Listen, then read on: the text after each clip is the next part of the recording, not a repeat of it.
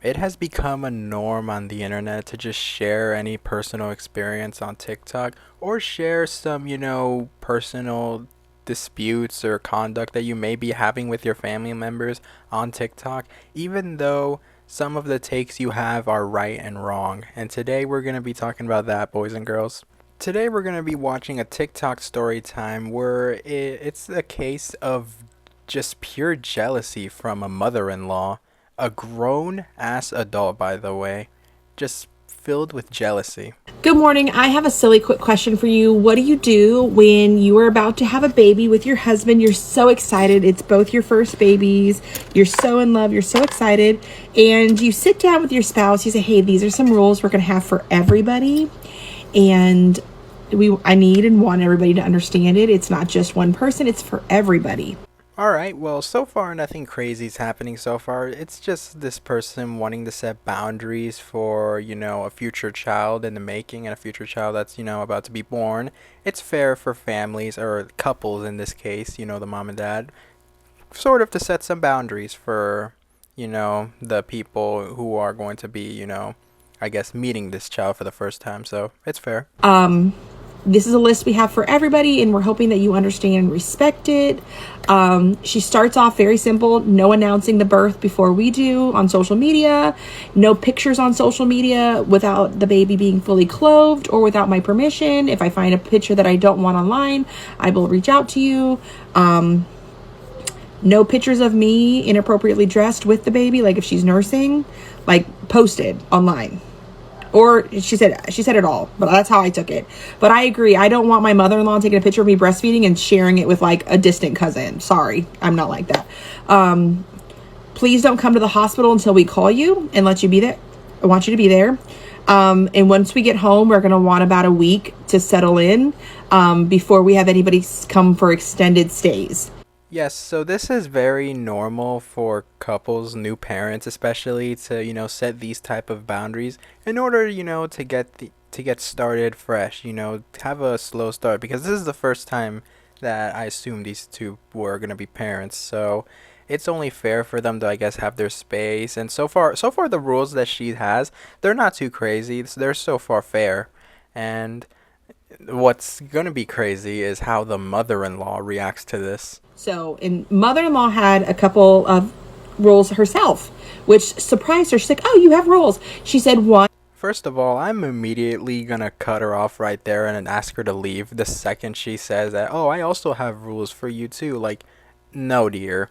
I'm the one having the baby. I'm the one that's I'm the one that's about to be a goddamn parent. So, I'm the one that sort of needs to set the rules. You over there just gotta listen.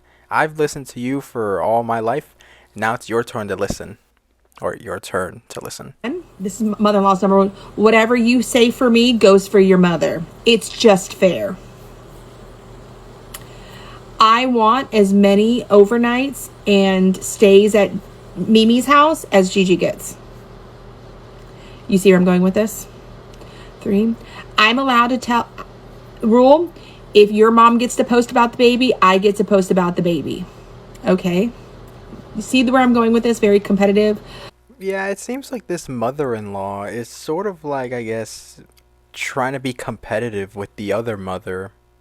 Trying to, like, I guess, compete with, oh, I'm the better, I'm gonna see this baby more. Or, oh, look at me, I get to see this baby more. I've already said that, but, like, yeah, this mother-in-law just seems very competitive and very, I guess... Well, I don't know the proper word, but like, she's just, she just takes me out as like a jerk. 4, if your mom ends up in the delivery room with you, then I want to be in the delivery room for the next one. Yeah, and the way you're acting towards me right now, I'm just not gonna tell you I'm having another one until it's actually delivered. To which this daughter-in-law was not expecting these to come back to her, like this kind of like backlash. And she said, well, I can talk to him, but just like I said in the beginning, these rules are for everybody. Please don't come to the hospital till we want you.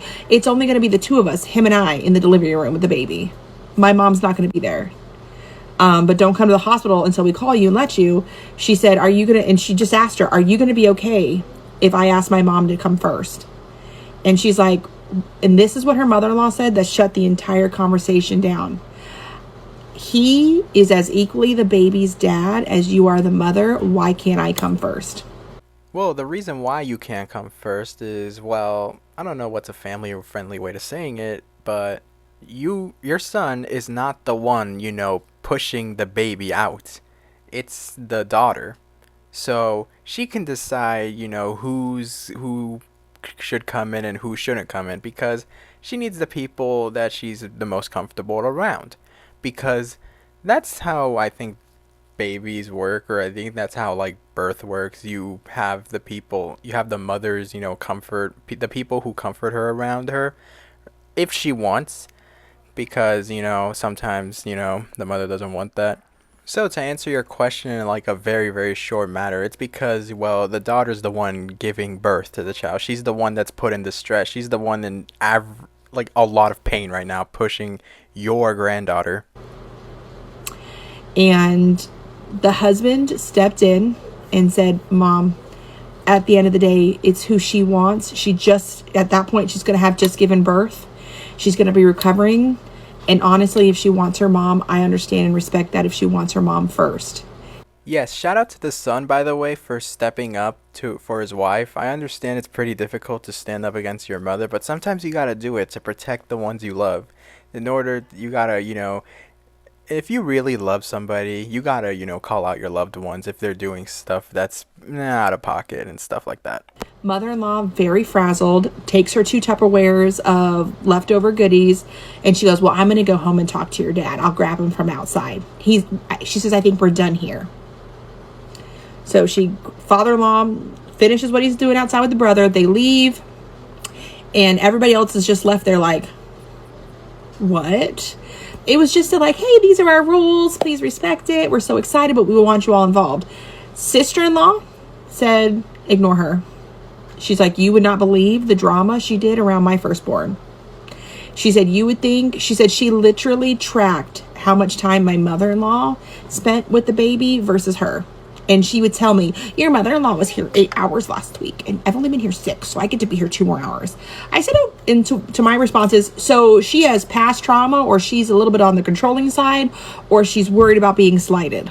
Controlling was the word I was looking for earlier this video. And to answer her first point, if my mother, okay, just before that, she explained that she had, past, a history of this. She did this with her other child's baby, and, just controlling and, just competitiveness.